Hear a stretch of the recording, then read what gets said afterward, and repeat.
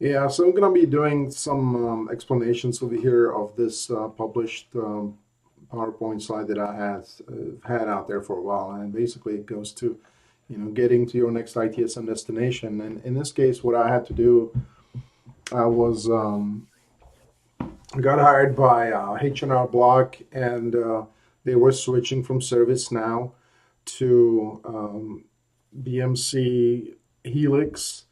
And they basically, the day before I started, they fired the entire ServiceNow crew, whoever they were. They were just gone. So I had nobody to actually work with me. And the manager that got me my laptop was already like talking to ServiceNow to get hired over there. I wasn't so lucky. I actually ended up working for H&R Block for maybe 3 years, but ended up having one of the worst managers that I ever worked with. The guy like never wanted to talk to me. When I had a like one-on-one with him, he was more interested about his dog being hungry and needed to be fed and walked. And so it's like I was having a conversation with this guy, and he would just like, it was all pretense. And I don't know what the story is. Like later on LinkedIn, he was elected the manager of the year. So go figure, right? But anyway, so I was able to get things done over there fairly quickly. So within less than 5 months, I switched from ServiceNow to BMC Helix. So it was pretty exciting. I was trying to do this meeting actually here, and then WebEx wasn't working, so I had everything set up. But anyway, that's another story. So for now, the one thing that I want to actually kind of get back to here is that, the brace for resistance, that's totally valid. There is going to be people that want you to fail, just like the people that are on opposite parties in the United States. You will see the same thing in corporations. They want you to fail. So there's going to be maybe 50 or 60% of the team actually that's been around, that you just got hired there. They want you to be gone because they want to hold on to their job probably, or they just, they're haters. Who knows? I can't really put a finger on it, but in this case, it turns out that H&R Block actually did want me to fail, but I wasn't failing. So eventually, they just kind of threw their hands up, and they let me go. So I had to go find another job. But I did learn a lot of things from these experiences. So one of the things that I also found was that you can expect somebody to actually wanting to. I'm sorry, I didn't want to click this. What the heck? You can expect that there will be somebody trying to help you. So there's going to be assistance. So embrace the assistance. Look for birds of feather. Look for people with common interests in the end result, and partner with them right away. Bring them into like a chat group and stuff. Okay, stop moving. So that people that are basically tasked with having that challenge, they may not even have a technical knowledge. They just want to get things done, because there's a lot of actually nonsense in corporations. There are tiers that you may have like 5 or 6 managers managing 3 people, right? So in my opinion, and I'm sorry to say this, but get rid of the managers and maybe you promote one of the technical people to lead them, and then you will get things done like probably 10 times faster, because managers like to create documents that nobody will ever read. As a matter of fact, I've written probably so much content where I was asked to create something and it was never ever read. I mean, like 6 months later, a manager will, go back and claim that I've never shared the information with them. So I have to take them back to the document that they actually asked me to do. And it was a big deal, but then they never read it anyway, because, hey, it's like, was it Schwarzenegger said? He was, I was born to lead, not to read. Okay. I can do a German accent, even though I'm from Czech Republic. But anyway, so the embracement of the assistants, it's something that you want to probably make a relationship with, especially like Scrum Masters. They're usually not implemented with deployments, but currently we have one that's associated with the actual project. Poor guy. he's always depressed. But anyway, so I'm gonna move on to what's going on today. So we have, there were things that basically we were told some news today. I can't really talk about what those news are, uh, but it wasn't good for some people. And now you're kind of looking, how can I perform so that I am not anywhere within the percentage that they're looking for? Okay, if you can read between the lines here. So that's kind of my day today. One of the gripes that I wanted to share is that there is a new document that it seems like every week something new happens, and it's not just simple. It's like, hey, we were using this document for like 2 years, but now we want you to use this document to do that, and that document has like nothing to do with what you had to do in the past, but now it's very important that you use exactly that one. So I think like communicating with the manager is great, but make sure that that manager also communicates well upwards. Don't put your eggs in a basket where that manager doesn't communicate well. So fortunately, I think I'm lucky that I have a manager that is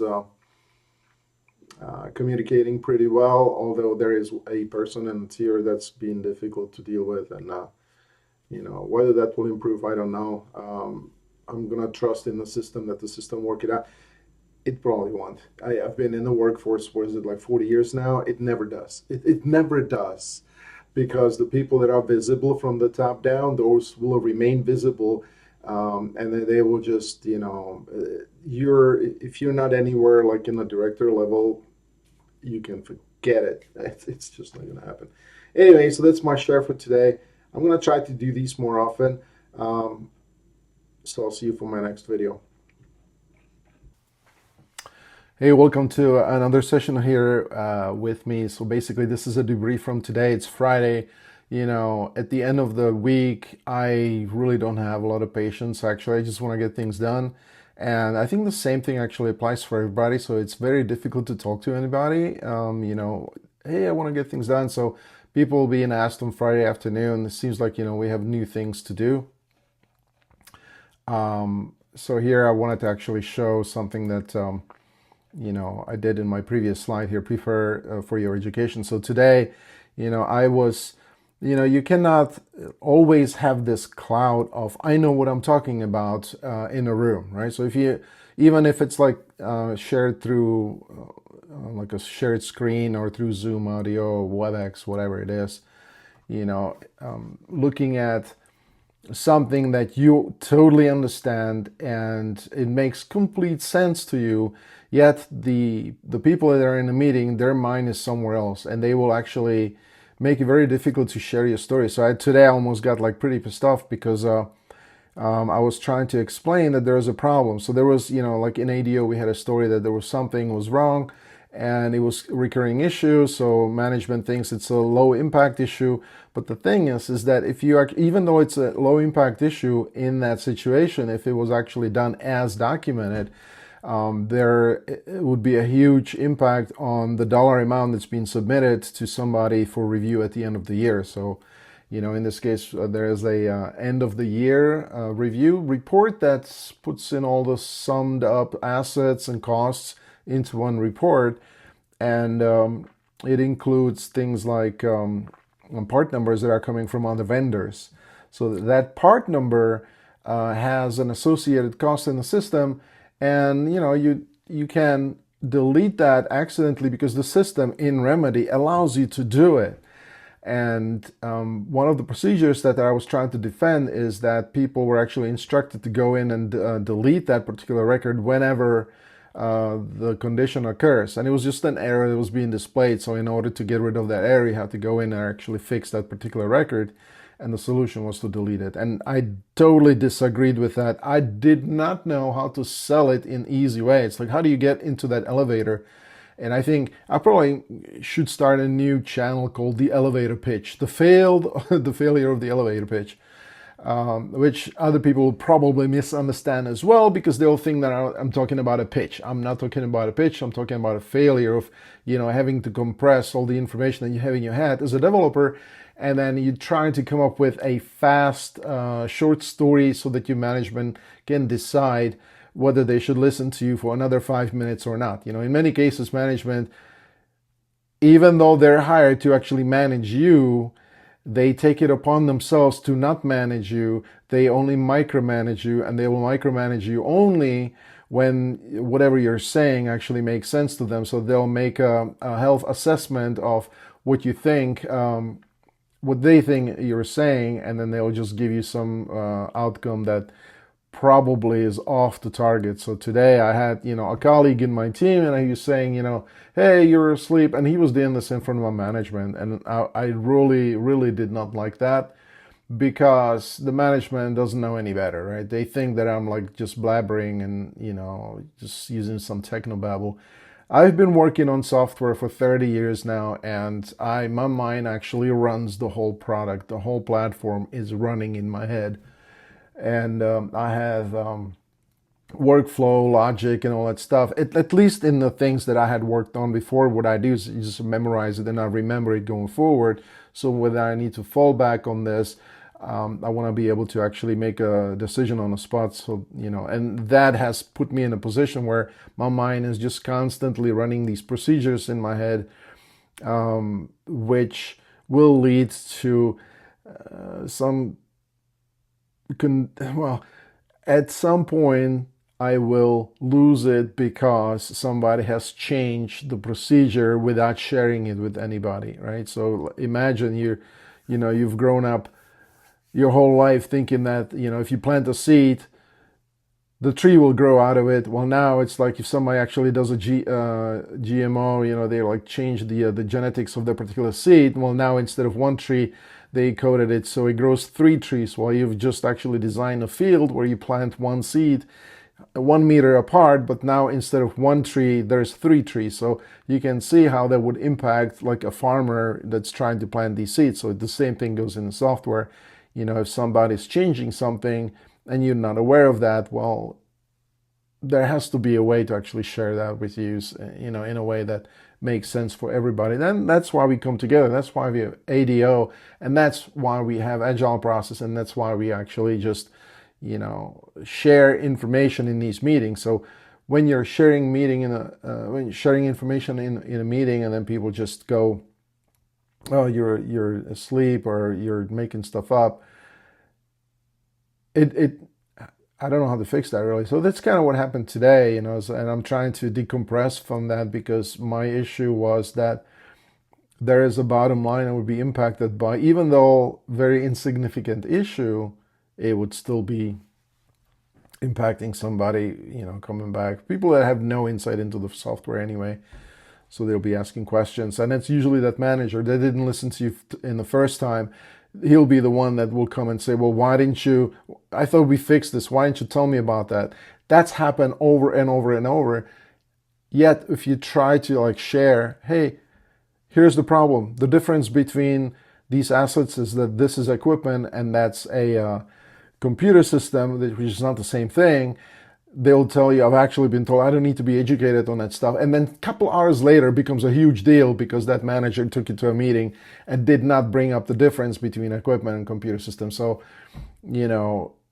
I hate being in the same spot over and over. It feels like a deja vu, or it feels like I'm sitting in some sort of a purgatory where you're being beat up by the same thing over and over and over. Okay, anyway, enough said on that.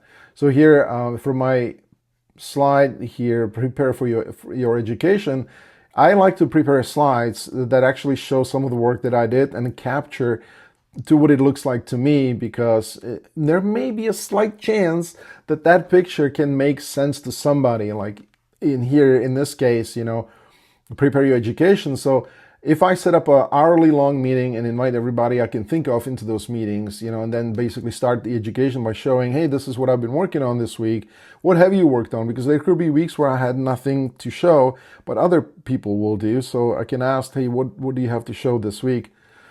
And they can do that. So here in this case, I created like a workflow which is like super complicated. It takes data from one location and just brings it out, and it updates a whole bunch of stuff. So there's many different icons in here that will do one progression of that record change, the ETL, the extract, transform, and load into different data sets and different data classes around the system. So here I wanted to like just describe all of this, and I wasn't really getting anywhere because people looking at this like, what does this mean?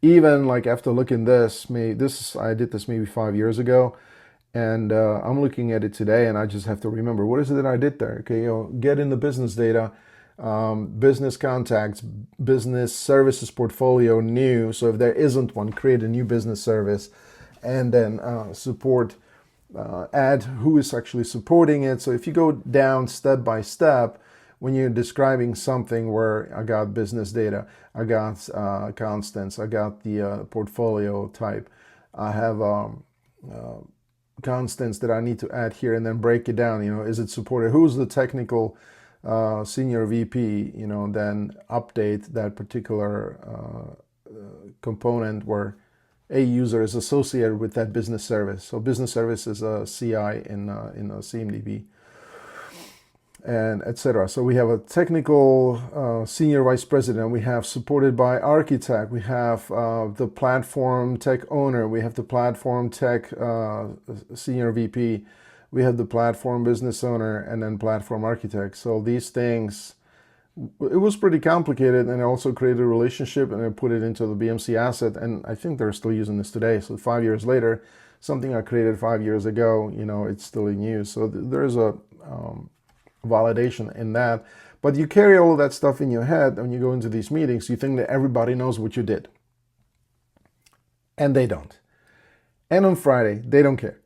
So you end up getting in this situation where people think, oh, nobody's listening to me, and you could become one of those Karens, that you see on TV, on YouTube or TikTok, whatever, just, hey, I don't like what happened here, Maybe you should have figured out better timing for that thing. And this is something that Isma Danjaba actually told me years ago, is, pick your day of battle, and that means that on Friday afternoon, you probably don't want to discuss a lot of stuff. The best time to do it is maybe Tuesday or Wednesday, and then just have those 2 days as a buffer to see if anybody has any questions. But, putting things on Friday afternoon is going to pretty much upset everybody. So I don't know actually how it came out today, but, hopefully it's going to be something that I don't have to regret years from now.